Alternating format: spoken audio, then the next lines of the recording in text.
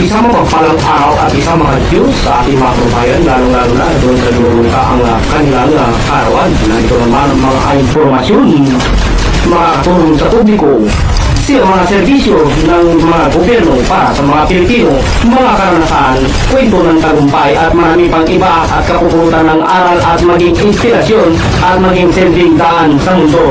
Ang inyong kasangga, Doc Santigan, nag-aakid ng balita dito sa ating isla ng Mindanao na transparent at totoong balita. Narito lang ang inyong kaibigan upang pakinggan ang inyong mga inaing. Hindi nakakalimutan ng iba't ibang outlet ng media practitioner ang pamunuan ni LTC o LUDGIEC. VLAN. Freedom of the press is not just important to democracy, it is democracy. Walter Cronkite. Sa ngalan ng pagkakaisa at pagpapahalaga sa malayang pamamahayag, isinagawa ng 33rd Infantry, Makabayan, Battalion, sa ilalim ng pamumuno ni Lieutenant Colonel UDGIEC.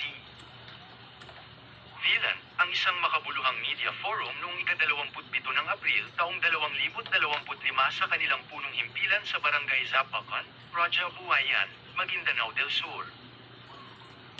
Dumalo rito ang iba't ibang kinatawan mula sa larangan ng media, journal news, Tatak Balita News Online, Banat News, 24K Journal News, TV9 News, CCN News DMSTL Suara Newspaper, ABS-CBN Cotabato, Live Camera News, at Big News.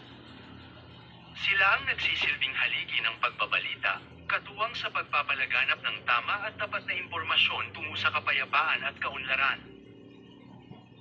Tinalakay sa pagpupulong ang mga usaping pangseguridad, kabilang ang mga insidente ng karahasan at hamon sa kapayapaan sa nasasakupan ng batalyon. Binibigyang diin dito ang kahalagahan ng responsableng pamamahayag upang magbukas ng pangunawa at magpatibay ng ugnayan ng iba't ibang sektor.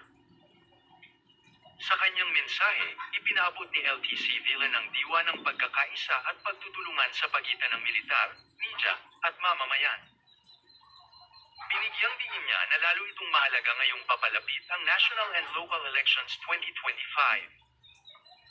Kung saan ang sama-samang pagkilos ang magiging sandigan ng mapayapa, ligtas, at maunlad na lipunan. Muling tiniyak ng 33rd Infantry, Makabayan, Battalion ang kanilang paninindigan sa pangangalaga ng kalayaan ng pamamahayag at sa patuloy na pakikipag-ugnayan sa media bilang katuwang sa pagpapaunlad ng pamayanan. Nagwakas ang pagtitipon sa pagbibigay ng token of appreciation sa mga dumalo, sa gisag ng pagkilala at respeto sa malalim na ugnayan ng hukbo at ng media.